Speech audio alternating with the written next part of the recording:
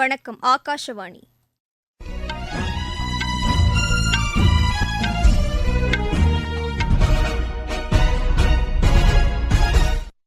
செய்திகள் வாசிப்பவர் பிரியதர்ஷினி. தலைப்புச் செய்திகள்.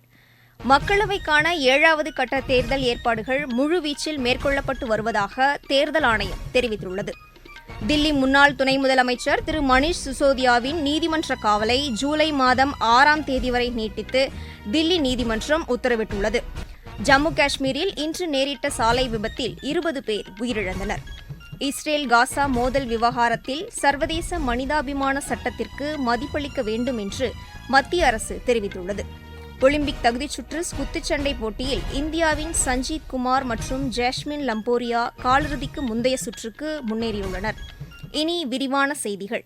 7வது மற்றும் இறுதிக்கட்ட மக்களவைத் தேர்தலுக்கான பிரச்சாரம் இன்று நிறைவடைந்தது. இதையடுத்து தேர்தல் நடைபெறவுள்ள தொகுதிகளிலிருந்து வெளி மாநிலங்கள் மற்றும் வெளி மாவட்டங்களைச் சேர்ந்தவர்கள் வெளியேறுமாறு தேர்தல் ஆணையம் அறிவுறுத்தியுள்ளது. நேர்மையான மற்றும் அமைதியான முறையில் வாக்குப்பதிவு நடைபெறும் வகையில் தேர்தல் ஏற்பாடுகள் முழுவீச்சில் மேற்கொள்ளப்பட்டு வருவதாக தேர்தல் ஆணையம் தெரிவித்துள்ளது. உத்தரப்பிரதேசம் மற்றும் பஞ்சாபில் தலா 13 தொகுதிகள், மேற்குவங்கத்தில் 9, பீகாரில் 8, ஒடிசாவில் 6, இமாச்சல பிரதேசத்தில் 4, ஜார்க்கண்டில் 3 மற்றும் சண்டிகரில் 1 தொகுதி உட்பட 57 தொகுதிகளில் நாளை மறுநாள் தேர்தல் நடைபெறுகிறது. ஒடிசாவில் மீதமுள்ள 42 சட்டப்பேரவை தொகுதிகளுக்கான வாக்குப்பதிவும் அன்றைய தினம் நடைபெறுகிறது. பிரச்சாரத்திற்கான கடைசி நாளான இன்று அரசியல் கட்சித் தலைவர்கள் தீவிரமாக வாக்கு சேகரிப்பில் ஈடுபட்டனர். பிஜேபி மூத்த தலைவரும் பிரதமருமான திரு நரேந்திர மோடி பஞ்சாப் மாநிலம் ஹோஷியார்பூரில் நடைபெற்ற பேரணியில் கலந்து கொண்டு பேசினார். காங்கிரஸ் கட்சி வாக்கு அரசியலை மேற்கொண்டு வருவதாக அவர் தெரிவித்தார். அரசியல் ஆதாயத்திற்காக சமரசங்களை அக்கட்சி மேற்கொள்வதாகவும் தற்போது குடியுரிமை திருத்தச் சட்டத்தை எதிர்ப்பதாகவும் திரு நரேந்திர மோடி குற்றம் சாட்டினார். காங்கிரஸ் மூத்த தலைவர் திரு ராகுல்காந்தி ஒடிசா மாநிலம் பாலசோர் தொகுதியில் நடைபெற்ற பிரச்சாரக் கூட்டத்தில் பங்கேற்று பேசினார். பிஜு ஜனதாதளம் கட்சியும் பிஜேபியும் மறைமுக கூட்டணி கொண்டுள்ளதாக அவர் குற்றம் சாட்டினார். இவ்விரு கட்சிகளும் தொழிலதிபர்களுக்கு ஆதரவாக செயல்படுவதாகவும் ஏழை மக்களின் நலன்களுக்காக செயலாற்றவில்லை என்றும் திரு ராகுல்காந்தி தெரிவித்தார். உத்தரப்பிரதேச மாநிலம் குஷிநகரில் இன்று பிஜேபி மூத்த தலைவர் திரு ராஜ்நாத் சிங் பிரச்சாரம் மேற்கொண்டார். இந்த தேர்தலில் பிஜேபி 400க்கும் மேற்பட்ட இடங்களில் வெற்றி பெறும் என்று அவர் நம்பிக்கை தெரிவித்தார். இமாச்சல பிரதேச மாநிலம் சோலனில் நடைபெற்ற பேரணியில் காங்கிரஸ் பொதுச் செயலாளர் திருமதி பிரியங்கா காந்தி இன்று கலந்து கொண்டார். இமாச்சல பிரதேச மக்கள் உண்மையான எளிமையான அரசியலை விரும்புவதாக அவர் தெரிவித்தார். சமாஜ்வாதி கட்சித் தலைவர் திரு அகிலேஷ் யாதவ் உத்தரப்பிரதேச மாநிலம் மிர்சாபூரில் இன்று வாக்கு சேகரிப்பில் ஈடுபட்டார். அப்போது பிஜேபி அரசின் பொருளாதார நடவடிக்கைகளால் மக்கள் கடுமையாக பாதிக்கப்பட்டுள்ளதாக அவர் குற்றம் சாட்டினார். இதற்கிடையே காங்கிரஸ் கட்சியின் மூத்த தலைவர் டாக்டர் மன்மோகன் சிங் இன்று கடிதம் ஒன்றை வெளியிட்டுள்ளார். பஞ்சாப் மக்களுக்கு தெரிவிப்பதாக அமைந்த அக்கடிதத்தில் பிஜேபி ஆட்சிக் காலத்தில் நாட்டின் பொருளாதாரம் சரிவை சந்தித்ததாக அவர் குறிப்பிட்டுள்ளார். ஐக்கிய முற்போக்கு கூட்டணி ஆட்சிக் காலத்தில் நாட்டின் ஒட்டுமொத்த பொருளாதார வளர்ச்சி 8% இருந்ததாகவும் பிஜேபி ஆட்சியில் அது 6%க்கும் கீழ் குறைந்ததாகவும் திரு மன்மோகன் சிங் கூறியுள்ளார். இதற்கு பதிலளிக்கும் வகையில் பிஜேபி செய்தித் தொடர்பாளர் திரு சையத் ஜாஃபர் இஸ்லாம் புதுதில்லியில் இன்று செய்தியாளர்களை சந்தித்து பேசினார். திரு மன்மோகன் சிங் ஆட்சிக் காலத்தில் நாட்டின் பணவீக்கம் இரட்டை இலக்கத்தில் இருந்ததாகவும் வங்கித்துறை மோசமான நிலையை எட்டியதாகவும் அவர் கூறினார். தமிழகத்தில் வாக்கு எண்ணிக்கை தொடர்பான முன்னேற்பாட்டு பணிகள் குறித்து தலைமை தேர்தல் அதிகாரி திரு சத்யபிரத சாஹூ இன்று காணொலி வாயிலாக ஆலோசனை மேற்கொண்டார். மாவட்ட தேர்தல் அதிகாரிகள் மற்றும் தேர்தல் நடத்தும் அலுவலர்கள் இக்கூட்டத்தில் பங்கேற்றனர். வாக்கு எண்ணிக்கை, முடிவுகள் அறிவிப்பு, பாதுகாப்பு உள்ளிட்ட பல்வேறு அம்சங்கள் குறித்து இக்கூட்டத்தில் விவாதிக்கப்பட்டது. தில்லி முன்னாள் துணை முதலமைச்சர் திரு மணீஷ் சிசோதியாவின் நீதிமன்ற காவலை ஜூலை மாதம் 6ஆம் தேதி வரை நீட்டித்து தில்லி நீதிமன்றம் உத்தரவிட்டுள்ளது. தில்லி மதுபான கொள்கை முறைகேடு தொடர்பாக சிபிஐ தாக்கல் செய்த வழக்கில் திரு சிசோதியாவின் காவலை நீட்டித்து இந்த உத்தரவு பிறப்பிக்கப்பட்டுள்ளது. நீங்கள் கேட்டுக்கொண்டிருப்பது ஆகாஷவாணியின் செய்தி அறிக்கை. ஜம்மு காஷ்மீரில் இன்று நேரிட்ட சாலை விபத்தில் 20 பேர் உயிரிழந்தனர், 50 பேர் காயமடைந்தனர். ஜம்முவிலிருந்து ஷிவ்கோரி குகைக்கு சென்ற பேருந்து ஒன்று துங்கிமோர் பகுதியில் பள்ளத்தாக்கில் உருண்டு விழுந்ததில் இந்த விபத்து நேரிட்டதாக எமது செய்தியாளர் தெரிவிக்கிறார். படுகாயமடைந்தவர்களுக்கு ஜம்முவில் உள்ள மருத்துவக் கல்லூரி மருத்துவமனையில் சிகிச்சை அளிக்கப்பட்டு வருகிறது. இந்த பேருந்தில் பயணித்தவர்களில் பெரும்பாலானோர் உத்தரப்பிரதேசத்தை சேர்ந்தவர்கள் என்றும் விபத்தில் பாதிக்கப்பட்டோரை அடையாளம் காணும் பணி நடைபெற்று வருவதாகவும் காவல்துறை தெரிவித்துள்ளது. இந்த விபத்தில் உயிரிழந்தோரின் குடும்பத்தினருக்கு குடியரசுத் தலைவர் திருமதி திரௌபதி முர்மு இரங்கல் தெரிவித்துள்ளார்.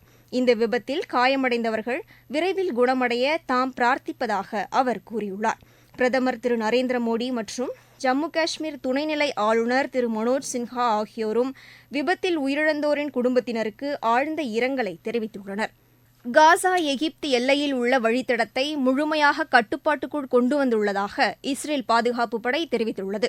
இந்த பாதையை ஹமாஸ் அமைப்பினர் ஆயுதங்கள் கொண்டு செல்வதற்காக பயன்படுத்தியதாகவும் இதில் 20 சுரங்கங்கள் ஆயுத கடத்தலுக்காக பயன்படுத்தப்பட்டிருப்பது கண்டுபிடிக்கப்பட்டுள்ளதாகவும் இஸ்ரேல் பாதுகாப்பு படை கூறியுள்ளது. கைப்பற்றப்பட்ட இந்த வழித்தடத்தை தரை வழியாகவும் வான்வழியாகவும் கண்காணித்து வருவதாக அது தெரிவித்துள்ளது. இதற்கிடையே ரஃபாவில் உள்ள அகதிகள் முகாமில் சமீபத்தில் நடத்தப்பட்ட தாக்குதல் கவலை அளிப்பதாக உள்ளது என்று வெளியுறவு அமைச்சகம் தெரிவித்துள்ளது.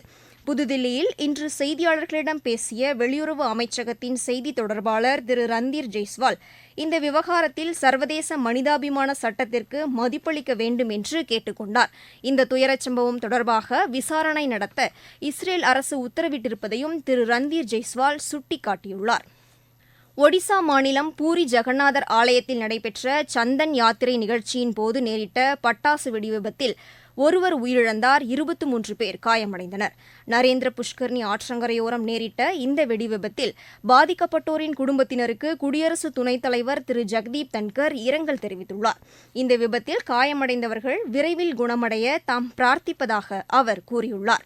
சென்னை ஐஐடியைச் சேர்ந்த புத்தாக்க நிறுவனமான அக்னிகுல் காஸ்மோஸ் தயாரித்த அக்னிபான் ராக்கெட் இன்று வெற்றிகரமாக விண்ணில் செலுத்தப்பட்டதாக இஸ்ரோ தெரிவித்துள்ளது. இது செமிக்ரையோஜெனிக் என்ஜின் மூலம் இயக்கப்படும் இந்தியாவின் முதலாவது ராக்கெட் என்னும் பெருமையை பெற்றுள்ளது. அக்னிபான் ராக்கெட் விண்ணில் செலுத்தப்பட்டது இந்திய விண்வெளித்துறையின் குறிப்பிடத்தக்க சாதனை என்று பிரதமர் திரு நரேந்திர மோடி பாராட்டு தெரிவித்துள்ளார்.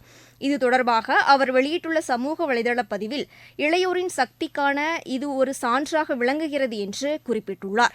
நடப்பு நிதியாண்டில் நாட்டின் ஒட்டுமொத்த வளர்ச்சி விகிதம் 7% இருக்கும் என்று இந்திய ரிசர்வ் வங்கி தெரிவித்துள்ளது. அந்த வங்கி வெளியிட்டுள்ள வருடாந்திர அறிக்கையில் இவ்வாறு குறிப்பிடப்பட்டுள்ளது. நடப்பு நிதியாண்டில் நாட்டின் பொருளாதாரம் வலுவான நிலையை அடையும் என்று ரிசர்வ் வங்கி கூறியுள்ளது. விளையாட்டுச் செய்திகள். ஒலிம்பிக் தகுதிச் சுற்று குத்துச்சண்டை போட்டியில் இந்தியாவின் சஞ்சீத் குமார் காலிறுதிக்கு முந்தைய சுற்றுக்கு முன்னேறியுள்ளார். தாய்லாந்தின் பாங்காக்கில் நடைபெற்று வரும் இப்போட்டியின் ஆடவர் 92 கிலோ எடைப்பிரிவு முதல் சுற்று ஆட்டத்தில் அவர் வெனிசுலாவின் சன்சேஷை வென்றார். மகளிர் 57 கிலோ எடைப்பிரிவில் ஜேஸ்மின் லம்போரியா அசர்பைஜானின் மக்ஷதி ஹம்சேயாவை வென்று காலிறுதிக்கு முந்தைய சுற்றுக்கு முன்னேறியுள்ளார். தெற்காசியாவின் டேபிள் டென்னிஸ் போட்டியில் இந்தியா 10 தங்கம் 4 வெள்ளிப் பதக்கங்களை வென்றது. இலங்கையில் நடைபெற்ற இப்போட்டியில் 19 வயதுக்குட்பட்டோருக்கான ஆடவர் ஒற்றையர் பிரிவில் அன்கூர் தங்கப்பதக்கத்தையும் அமித் ஜாஷ் வெள்ளிப் பதக்கத்தையும் வென்றனர். மகளிர் பிரிவில் சயாலி தங்கப்பதக்கத்தையும் பிரதா வெள்ளிப் பதக்கத்தையும் வென்றனர்.